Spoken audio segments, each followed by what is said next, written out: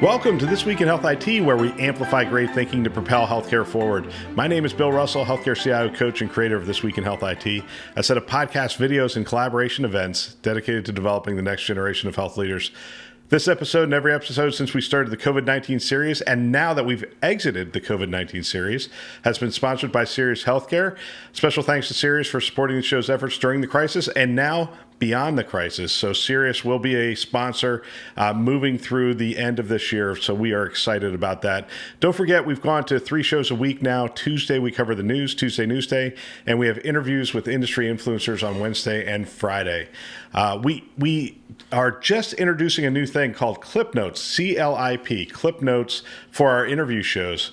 What is Clip Notes? I'm glad you asked. In conversations with leaders, I've been asked if I can find a way to share with them a list of the best snippets from the show so they can consume it and share it with others, specifically with their staff. This is step 1 of that process. For each show, if you sign up for this email list, for each show, we will send you an email that has a summary paragraph of the show, bullet points on the key items covered in the show with timestamps so you can go right to those spots to hear about those topics, and a couple of clips, actual video clips that we have selected. We've hand selected by the staff to capture what we consider to be the best thinking on that specific show. This is going to make it easier for you to decide which shows are most relevant for which members of your team, and you can even share just the clips via email with your staff. So if you want to sign up for this, please send an email to clipnotes, CLIPNOTES, at thisweekinhealthit.com, and you will be signed up to start receiving these to your inbox. Okay, this morning we were joined by Dr. James Stallcup, the Enterprise CMIO and Medical Director for the Wilma P. Mankiller Health Center. Good morning, James. Welcome to the show. Mr. Russell, glad to be here. Thanks for having me. Mr. Russell, wow. I appreciate you calling me Mr. Russell. I don't get that too often. I like to heap on the respect. Wilma P. Mankiller Health Center. Give us some background and on the name as well as the organization that you represent. Okay, so I'm James Stallcup. I'm an MD. I am a clinical informaticist. I am boarded in primary care family medicine and in clinical informatics, and I work for the great sovereign Cherokee Nation. Cherokee Nation is the largest Native American tribe in America. We are located in Oklahoma. Our reservation, 14 counties, 10,000 square miles. We have 9 big facilities, including a hospital. We have now just finished construction on the biggest outpatient clinic, I believe, that any tribal system's ever had. It's 500,000 square feet. We have a geographically very rural population, which leads us to have a robust health IT response, as you can imagine, trying to coordinate care across all these venues. And specifically, in addition to being Chief Medical Informatics Officer, I am a Clinic Medical Director of the great Wilma P. Mankiller Health Center. Shout out to all the Wilma P. fam. Wilma P. Mankiller was female chief of the Cherokee tribe. She did some very, very wonderful kind of groundbreaking things for the tribe. So very honored to be at what I consider the flagship clinic of the Cherokee Nation. We're a 12-doctor clinic. We have optometry, on-site pharmacy, physical therapy. Our clinics have a very broad spectrum of services. Even the rural ones have a very broad spectrum of services. So we have a patient population, active patient engagement every year, a better part of 200,000 total total eligible beneficiary population, somewhere over 400,000. We serve beneficiaries of any federally recognized tribes. It is not restricted just to Cherokee citizens. We are a compacted health system, which means that we are not an IHS site. We do work closely with the IHS. We do joint ventures with the IHS, but we actually administer and deliver our own health care. Background. I think one of the things that makes your health system unique is that geography. I mean, how did your system, let's start with how did your system experience COVID across such a large geography, and how did you sort of adapt to it? Well, so this is interesting, and it is, here we are, recording this in late June, and it's still evolving. And so we went through several phases of, I would say, the sort of human acclimation to the fear of COVID arriving. So we had this early warning that it was happening in other parts of the world. And, kind of our first stage was denial. Well, that's not going to come over here because everybody saw SARS and MERS, and we never really had to have a response to those. So our initial phase was kind of denial. And then as it spread, we said, oh, this is going to hit us. But then, the initial sort of reports were it was just very, very destructive in cities and urban settings. And in rural areas, it wasn't that much. Imagine our concern now when we see states like Arizona that are clocking, over 3,000 cases a day. The Navajo Nation, I know, had a very, very heavy, unfortunate impact of COVID on their community. So we were very proactive in how we handled this. And I will say, I don't, believe in giving false praise, but when you do have the ability to give praise to something, you should. So organizationally, Cherokee Nation, not only our health services, but our business aspect, and had a very, very immediate, very intense analysis of what we were facing. And it was daily calls long before work started. It was work groups. We have our own infectious disease, departments. Obviously, that was a huge advantage. It was as aggressive a response as I can imagine. And even now that we're able to look back, we are very, thankful that we took the steps that we did. We knew that it was going to be a very broad area of Oklahoma that we're dealing with. But we'd done this for years, and we implemented a lot of the things that we needed to go forward. One of the more important things that we had done is we gave a talk. I did a keynote for Weedy in 2015, and the name of the presentation was Cadillac Telemedicine at Craigslist prices. And so we never went with any kind of proprietary telemedicine. I wanted consumer grade cameras that were $10 so that if you lost them, broke them, a box of them wandered off, it wouldn't matter. So we had configured our network and tested, and we were doing telemedicine in psychiatry, dermatology consultation, infectious disease consultation. We worked with IHS Echo on our hepatitis C program, which is we've got a great hep C program. We had all of the bricks and shingles and tar paper and everything we needed on the job site. We just had to put it together. Had I known the equipment requirements, I would have bought cubic yards of cheap cameras before they became impossible to get. This was one thing, we never anticipated that we would need to deploy thousands of more webcams. But we did have a framework and infrastructure so that we could convert any room in Cherokee Nation, any exam room, to a telemedicine room for about $35 and 15 minutes of work. And that was a big advantage as we went through this. Do you want me to go ahead and get into the framework of how we handled it, or should I? That's a great question. It's interesting because we had a lot of conversations, and we talked about MacGyvering telehealth, and it was the first time that healthcare really had to scale up that quickly around telehealth, and a lot of them ended up doing what you're doing, but that was like their backup because some of the things we had didn't scale. Some of the costs, the training wasn't done. I mean, did you have your training pretty well in place before COVID hit? Did you have a majority of that equipment already in place before it hit, or did you have a response as well to scale it up? So we had about a fifth of the equipment in place. If I was doing bar napkin math, we had about a fifth of our equipment out in the field. We did have good provider buy-in to noon meetings, right? Noon meetings using teleconferencing, because that's how we would push out education. So we already had provider familiarity with that part. Turned out to be a big point. So what we did as this started ramping up is, I went to my health IT department. This will be the meat. This is what everybody, I think, will benefit from. But then again, who knows?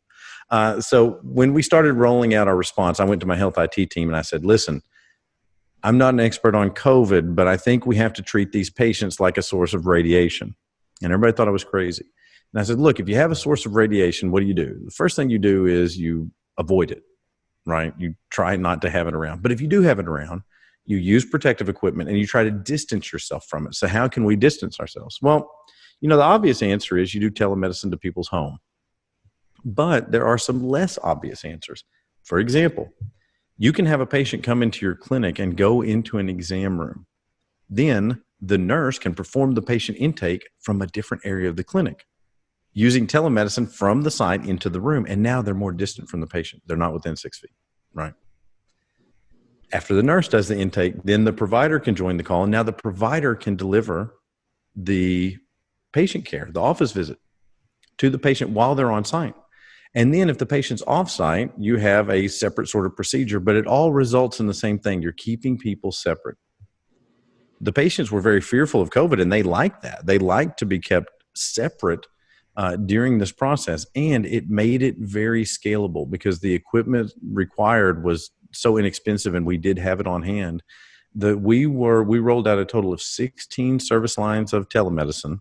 I won't go through naming them all because it'll take a while, but we rolled out 16 service lines of telemedicine, including EMS pre-hospital, and all of them had slightly unique workflows, but all of them adhered to our basic Visio. And then to train the providers on how to do this, we had noon conferences every day.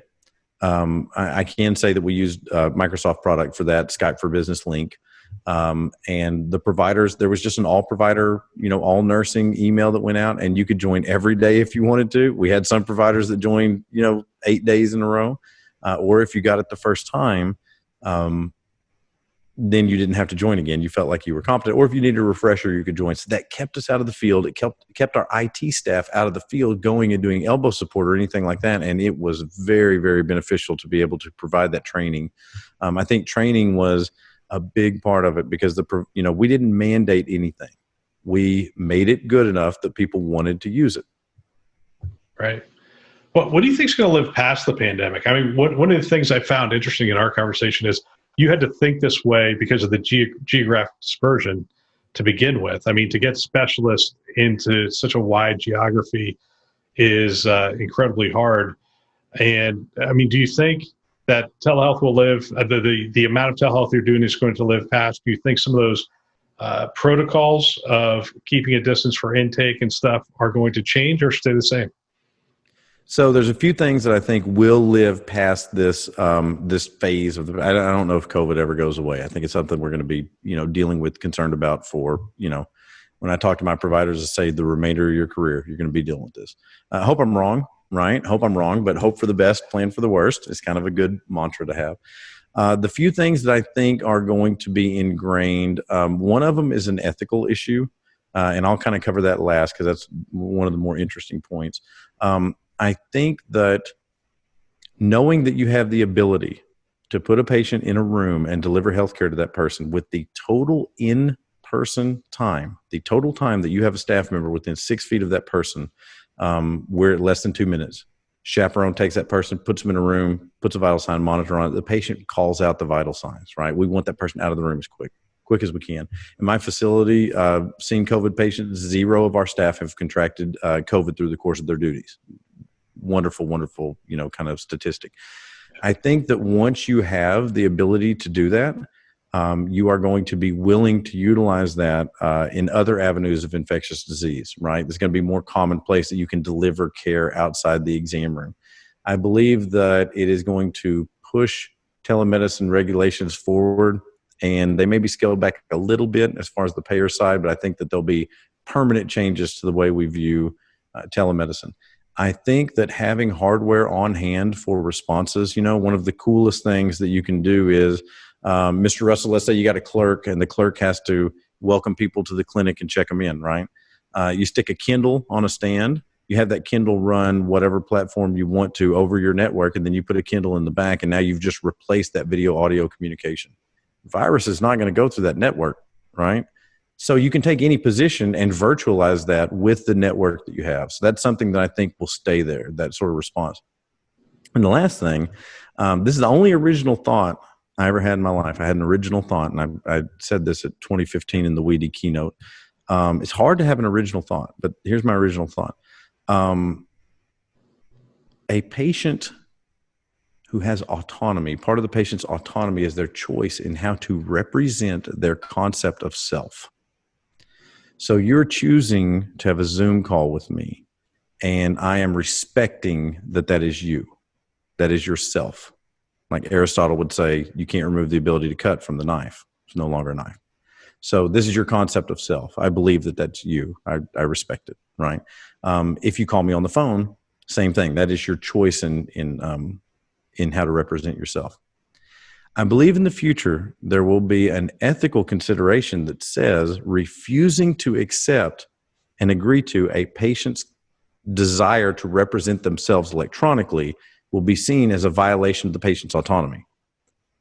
And then it's ethically prohibited. You cannot violate the patient's autonomy. And as I've brought this up, I've had people who were critics, and they said, look, you can't argue that you have to let a patient do video telemedicine because it's their concept of self, because you may not have the technology to do that. But if you are going to operate on someone, you have to get a consent form. And your argument can't be, we don't have the ability to provide a consent form, right? So I think that as we go forward, there's going to become big ethical issues in how you actually deliver care. Like, do you allow that person to get care? Are we going to have systems that refuse to do it unless it's done a certain way? There is consumerism is a big part of this, right? So the market may favor systems that use telemedicine, but I believe that at some point it'll become so ingrained that you're not really allowed to make a person insert a nozzle into a vehicle and put fossil fuel in it to get in it to drive up to your facility, just because that's how you respect their concept of self. And that's kind of I know it's an esoteric thing, but down the road, I think it'll happen. I think that's going to be a big issue. No, I think that's huge. I mean, it's, at its simplest form, it is consumer choice, but you're actually raising it to an ethical level and an ethical standard, which is interesting in and of itself. Because when you were talking about setting up that room where the clinician comes in and whatever, it sort of dawned on me as you were having that, and I'm sure this is not new to other people who have really spent time thinking about it, but the reason the patient doesn't want to see the clinician is because they're a potential carrier of the disease, and with our limited understanding of the safety protocols that go on in hospitals, some people might even consider a clinician who is moving from room to room, patient to patient, those kind of things, to be a high likelihood carrier of COVID-19. And so, I could see myself saying, look, I don't want to come in contact with you. This is how I want to receive care. And you have to adjust to essentially just a new norm, if COVID is with us forever, then we are going to have to rethink a lot of the things we have done in the past. And, I actually, to close, I mean, because we've chatted for a while here, but the thing I wanted to ask you is, you purposefully, I think creativity happens in constraints, right? The most creative people in the world, to me, are the people on license plates who say a complete sentence with 6 letters or 7 letters, and you're sitting there at a stoplight, you're reading it, and all of a sudden you go, oh gosh, look at what that says. A super Twitter. Yeah, 8 characters or what? 7 characters. It's amazing. Yeah. I'm with you on that. But I mean, I look at it. I love it. I'll just stare at that license plate. So you have a set of constraints that you said, look, we have this geographical constraint, being the geography is so large. You probably have some financial constraints where you said, we're not going to spend a fortune and implement some massive telehealth system here. We're going to, do a Cadillac service at I forget what is the VW price. Craigslist price. Craigslist price. Yeah, that's the only thing I could think of. I don't know if you know this, but VW prices now are pretty up there. But but at a Craigslist price. So you have those constraints.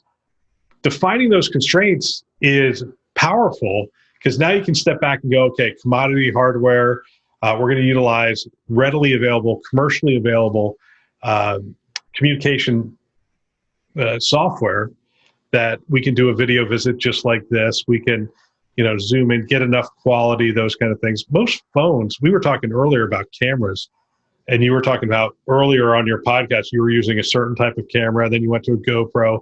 And it's crazy because I found that the best videos I shoot come from this little device. And, that same thing is probably true in healthcare. I mean, are there that many cameras that are? Every patient has a telemedicine station in their pocket.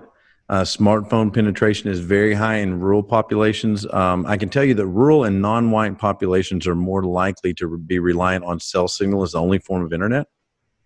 So that kind of adds credence to the argument of using the cell phone.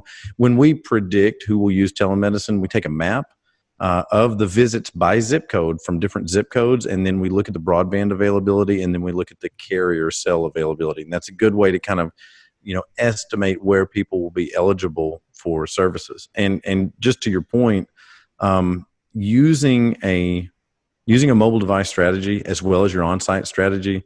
There's a lot of people who kind of talk about telemedicine who are hobbyists. I don't want to call them hobbyists, but it's not a big, we had 7 of our past 9 weeks. We had more than 50% of our visits done by telemedicine across all 16 service lines. So this is, a very big, it does work. People are happy with it. People don't know they want rich communication until the first time they do it. They think a phone is all right, but once you give them a phone with video, they love it. They come unglued. When we had, when I've done it working from home, they like it. Now they're kind of like, this is a doctor's house that I'm, I don't know what it is. There's something like it's a more intimate thing, but I'm going to say, Mr. Russell, I forgot to say this earlier. For those people out there watching this who are going to do telemedicine, allow your providers a way out. Allow them a way out on every visit. So on our sites, we have escalation provider. This is a doctor on site whose only job is to do visits that are escalated. Less than 5% of telemedicine visits are escalated. But when you have somebody with abdominal pain, they are worked up in the room, all the labs are done, the radiology is done, then our remote provider, our virtual provider, pings the on-site escalation provider and said, hey, I want to escalate one to you. They have this. That provider then goes in, does the procedure, does the physical exam. Have a way that your providers can escalate the patients that need in-person care. And then you've removed 99% of, people are unfamiliar with technology. I get that. But if you allow them a way out, a way to escalate a patient, then you've just removed their fear. They're not scared of the technology. They're scared of having somebody who needs in-person care that they can't get the care the patient needs. So that's my pro tip. Give them a way out. I lied. I'm going to 2 more questions. One is broadband. So broadband cell access. An article I just covered was talking about broadband's really now defining the haves and the have-nots in our society. Do you have large sections of your geography that either are not covered by broadband or are not covered by cell signal? We do. We have, cell phone coverage is kind of ubiquitous, right? We have more trouble right now with state medical board regulations than we do actual availability of some degree of coverage. So we have had patients who have driven down the road to park somewhere so that they could have a signal, so that they could do a telemedicine visit. It's uncommon, but it does happen. But we do have areas that do not have adequate broadband, what we would consider adequate broadband for video telemedicine. But these same areas are areas in which people have figured out that, that 4G LTE, connection on their smartphone is better than the availability of internet in the community a lot of times. So they just choose to use that. Yeah, absolutely. I wanted to come back to your YouTube channel because you're doing a great service to the community. Talk a little bit about what you're doing. Okay, so, and this is going to be a 10-second, I'm not going to plug it for a long time, 10-second, little sales pitch. So I teach interviewing, right? I'm so impassioned about teaching people how to job interview because which side? So the interviewee or the interviewer? I teach you how to walk into a job interview where you're trying to get a job and outcompete everybody else who's going to do it. Because, Mr. Russell, it's the only way you can have a superpower on this earth. Like if tomorrow, if you decide to become a grandmaster in chess, it ain't going to happen. If you decide to be a world champion boxer tomorrow, it ain't going to happen. But regardless of your innate skill, you can be a great interviewer. And the reason is because nobody tries. Like nobody learns how to interview. I've done a bunch of interviews. I don't even know how many mock interviews I've done. I've interviewed a whole lot of people in real life. And I used to teach doctors, here's what you need to do in an interview. It got kind of popular, so we started making videos and got an online Udemy course. But it's the YouTube channel is just James Stallcup, Stallcup. You'll see me on there. I got a killer mustache in the videos, like a gimmick. But yeah, just developing personalized content and figuring out how to deliver it. If you I'm talking to the people who are going to a job interview, if any of y'all out there think you're going to go into a job interview and be yourself, you're going to get beat by somebody who knows what they're doing. Your job is to develop, memorize, learn how to deliver personalized content, and then you're going to go in there and kill it. It's so easy to dominate a job interview. I don't know. I have no idea how somebody spends all these years of their life developing a skill and then doesn't even try to learn how to interview. Well, I'll tell you what, gosh, we could have a whole conversation on that. I've worked with people on their resumes now. Mm-hmm. It's one I put out a LinkedIn post saying, hey, I'll help you. If you're looking for a job, I'll help you. I'll forward your stuff around or whatever. And a bunch of people ask me to help them with their resumes. I looked at their resume. I'm like, okay, the first thing you need to understand is the resume is a sales document. Mm-hmm. And it's going to be sitting there with 50,000 other sales documents. So you have to figure out what you're trying to sell, and that's what you need to hit. And you don't need to talk in terms of this is what I did, and then I did this, then I did this. You need to talk about what you create for the organization. I delivered this, the organization moved forward, this. Because when I'm reading it, you got to think it through from the other person's eyes. When I'm reading it, I'm sitting there going, what can you do for me? I mean, right. It is almost that crass because, again, I'm reading 1,000. This is not an exaggeration. There was one job we got like 1,000 resumes for. Mm-hmm. How much time do you think I spent with each resume? I mean, if I spent a minute with each one, that's 1,000 minutes. I'm the CIO of an organization. I can't do that. So essentially somebody else sort of calls it down, and then I'm flipping through them going, yeah. And it's interesting because you're just pulling out, I mean, you're really pulling out snippets. It's a sales document. People think I'm going to write, they spend too much time on it and they go, I'm going to get the job from my resume. No one ever gets their job from their resume. Right. And so this is a good point. Nobody ever gets the job from the CV. You've seen my CV. It's an infographic. I've just got an infographic for my CV because when I send it out, they've never seen an infographic, right? People are like, this guy's got little icons and what is it? It doesn't look, and so at least it's something, right? It's a strategy like walking into a place with blue suede shoes in 2020 and everyone's like, oh, who's this guy? So nobody's getting it based off the CV. I'm going to throw this out there. Nobody's getting it because they're the most qualified. They're getting it because they endear themselves to the person conducting the interview. They're the most liked. If people like you in an interview, they will figure out a way to hire you. Yes. And so that's one of the big things. I have so many professional people I know. Doctors are the worst about this. And doctors are in high demand, and that kind of promotes laziness. But I've known doctors that they were like, I've done this, this, and this. I'm just going to go in there, and they're going to know I'm the most qualified, and I'm going to get it. And I'm like, yeah, but somebody who's really got an impassioned story about how good they can barbecue is going to go in there and beat you. And then they do. People walk in there and beat them. And I have no idea why I didn't get it. You didn't prep. You didn't do it. I mean, I'll tell you the other thing. When you get to the CIO level, when you get to a higher level, you're going to interview with multiple people. And doing the research ahead of time, like when you're sitting down with HR, they're looking for something a little different than the CFO is looking for, than the CEO is looking for. And you almost have to figure out, it's like, okay, again, from their perspective, what does the HR person want to hear? They want to hear somebody who really has a certain approach to managing people, to being with people, to caring for people, for following the guidelines that are set out by HR. I mean, they want to hear those kind of things. CEOs are going to assume you have those things. They're not going to ask those questions. They're going to ask, hey, strategically, do you really know your space, and can you move the organization forward? CFO is going to want to know, hey, are you somebody who just thinks that we should just spend money willy-nilly, or are you somebody who is creative and finds the best solutions for the right cost? I was at an EHR CMIO boot camp, And it was so funny. I was like, why would an EHR company put on a CMIO boot camp? But they invited me. So I went. And about 5 minutes in, they said, listen, your job is not to police the finances of the organization. It's to find the EHR solutions you like. And I said, yo, fam, y'all are getting lied to. You need to say no 99% of the time. You will run out of money. You will bankrupt your organization if you're buying everything that comes along. If you get 1 out of 4 of these things implemented with any sort of outcome success or any sort of benefit to the patients, I'll be surprised. And it was quite the hot button issue. I ended up leaving that EHR conference I threw a hissy fit. I stormed out, forgot my iPhone charger. I had to walk back in and get my iPhone charger, and it was quite the. And I've got a guy who works with me. He's a PA. He's awesome. He's like assistant CMIO. We're kind of working through the job title right now, but in the middle of the hissy fit, his name's Jonathan. He's a great guy, super good at usability. In the middle of the hissy fit, I was like, I'm out of here. I've had enough of this. And I was like, but Jonathan's going to stay. And I walked out. Yeah, he was like, it was a week long. He was like, I had a week of sitting there having to put up with all these. Yeah. Well, hey, thanks for taking this time. I really appreciate it.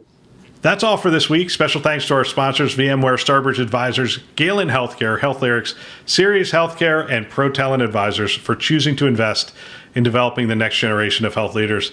If you want to support the fastest growing podcast in the health IT space, most of you can say this now without me even finishing it. The best way to do that is to share it with a peer. Stop right now, send an email, tell somebody, hey, this is a great show. I'm getting a lot out of it. You're going to want to check out these interviews and conversations. The second best way you can do it is you can subscribe to our YouTube channel. We're putting an awful lot of new stuff out there, and it's exciting. The live show will only be available on the YouTube channel. It will not be dropped into the podcast channel. Some of you asked me to drop it in last time, but my team here internally wants me to stay focused on the strategy, and that is to have content that is specific to YouTube and to start to diversify our channels, if you will. So some of our content will only be available on YouTube. So get over there and subscribe so you know when it's available. Please check back often, as we're going to continue to drop shows on a daily basis through the end of June or until we get through this pandemic together. Thanks for listening. That's all for now.